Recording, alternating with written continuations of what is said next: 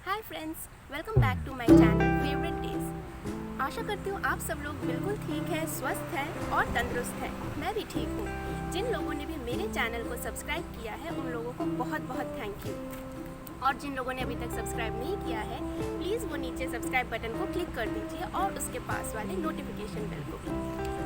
Japan में apartment related सारे informations, उनके चार्जेस, उनके बिल्स और वो कैसे दिखते हैं, इस सब के लिए आप लोगों को ये वीडियो पूरे अंत तक देखना पड़ेगा विदाउट स्किपिंग। तो आप लोग इस वीडियो को देखते रहिए। मैं यहाँ इस वीडियो में शेयर करने वाली हूँ जापान में अपार्टमेंट्स कैसे होते हैं, उनको हम रेंट में कैसे ले सकते हैं।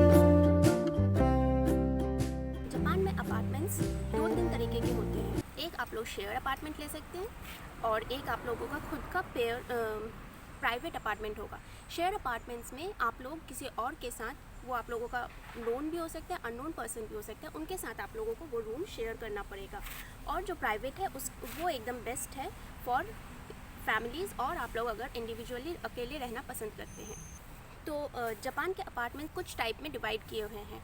1R के, 1LDK, 1LD, इस तरह से।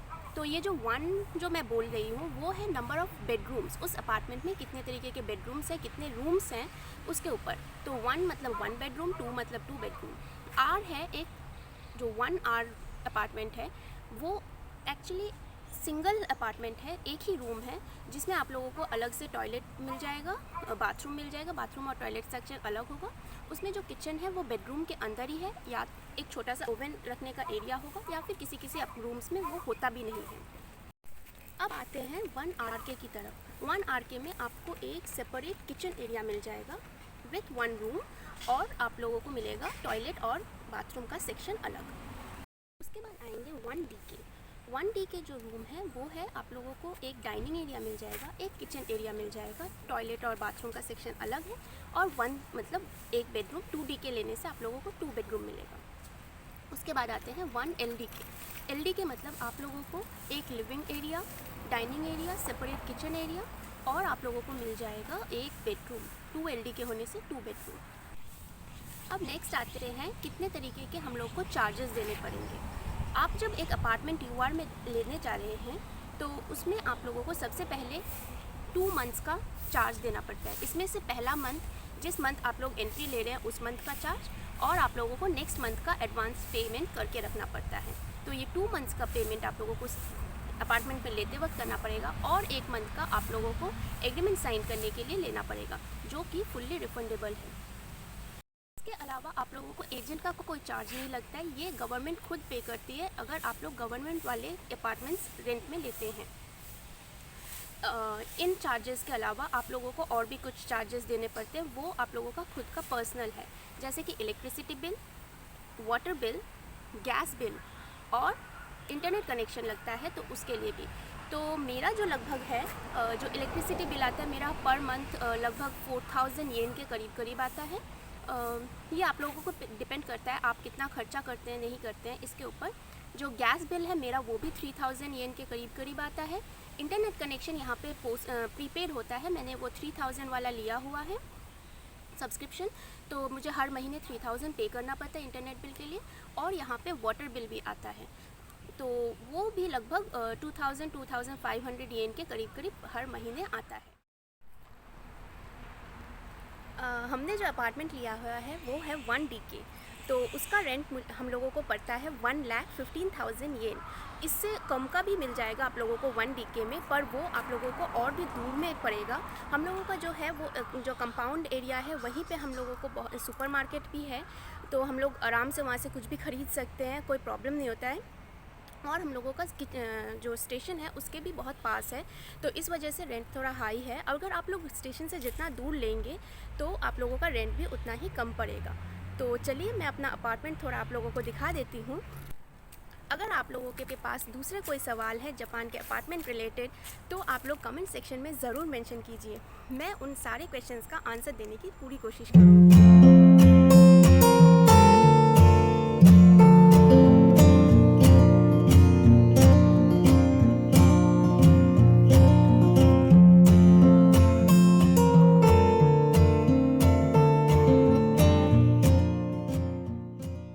साइकिल्स बहुत ज़्यादा यूज़ होता है, तो ये साइकिल स्टैंड है हम लोगों के बिल्डिंग का। जिन लोगों ने भी साइकिल लिया हुआ है वो लोग यहाँ स्टैंड कर सकते हैं। और एक साइकिल स्टैंड है बिल्डिंग के पीछे, और ये वाला बिल्डिंग है जहाँ पे मैं रहती हूँ। मैं 11th फ्लोर में रहती हूँ। तो चलिए अंदर की साइड घुसते हैं।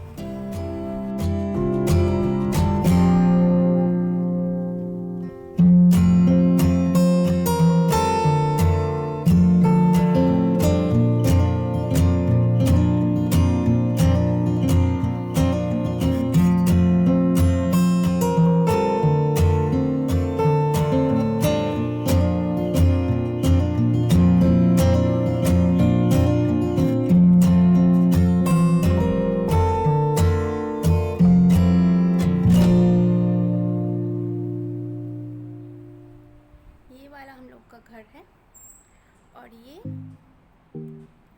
Entrance view. मैं जो कह रही थी हमारे कंपाउंड में हम लोगों को सुपरमार्केट मिल जाता है, तो ये जो है ये पूरा सुपरमार्केट एरिया है।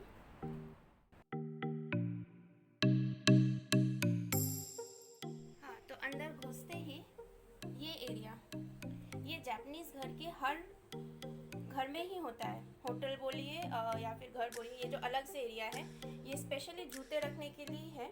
तो ये बाहर पहनने के जूते हमने यहाँ पे रखे हुए हैं और घर पे अलग जूते पहनने का है। तो घर पे घुसते ही यहाँ पे एक हम लोग को कबर्ड मिल जाता है। यहाँ पे हमने सब छाता या फिर ट्रॉलीज रखे हुए हैं। घुसते ही राइट साइड में ये हम लोगों का बाथरूम एरिया। यहाँ टॉयलेट सेक्शन है, यहाँ पे बेसिन है, यहाँ वॉशिंग मशीन, ये सब जो भी हमने सामान लिया हुआ है यहाँ पे हम लोग ने अलग से ख़रीदा है। ये बाथरूम है, तो यहाँ पे ऐसा टब मिल जाता है। जापान में हर घर में आप लोगों को बाथ टब मिल जाएगा। तो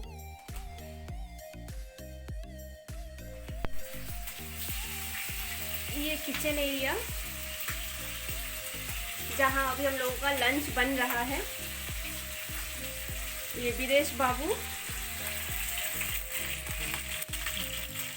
फिश फ्राई हो रहा है, हिल्सा फिश, हम बंगाली लोगों का फेवरेट इलिश माछ।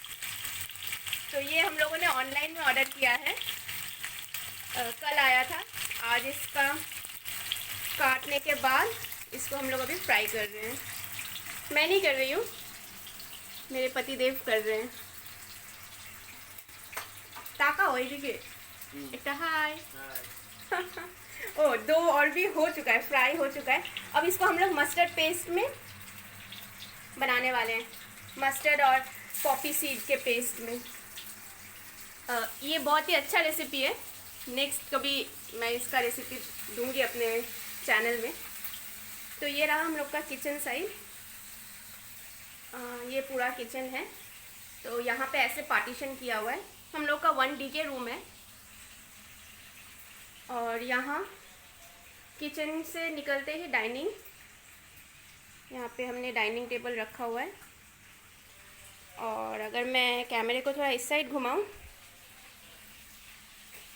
तो ये हम लोगों का लिविंग एरिया बना के रखा है हम लोगों ने। टीवी है और ये एक्चुअली सोफ़ा कम बेड था, तो इसको हमने सोफ़ा नहीं बेड ही बना के रख दिया। आराम से उठ के बैठ जाओ या फिर सो जाओ, लेट जाओ, लेट लेट के टीवी देखो, मज़ा है। वैसे गेस्ट आने से इसको हम लोग फिर से सोफ़ा बना देते हैं, वरना ऐसे ही रहता है बेड की तरह। ये मेरा बैल्कनी एरिया, ये स्लाइडिंग डोर्स है। ये बैल्कनी से व्यू काफ़ी अच्छा है। तो अगर बैल्कनी से आते ही ये जो एरिया है ये हम लोगों का बेडरूम है। ये इस तरह से पार्टीशन हो जाता है, पार्टीशन किया हुआ है, ऐसा कोई लॉक नहीं है।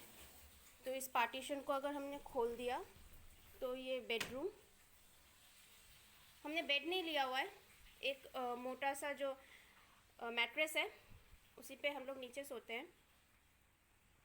ये मेरा छोटा सा ऑफिस एरिया, जहाँ पे मैं बैठ के काम करती हूँ। तो इस तरह से आ जाता है बेडरूम। यहाँ बेडरूम में भी कबर्ड है। यहाँ हम लोगों ने अपने सारे कपड़े रखे हुए हैं, बाकी सामान रखा हुआ है। ये रेगुलर वेयर्स पहनने के लिए बाहर है।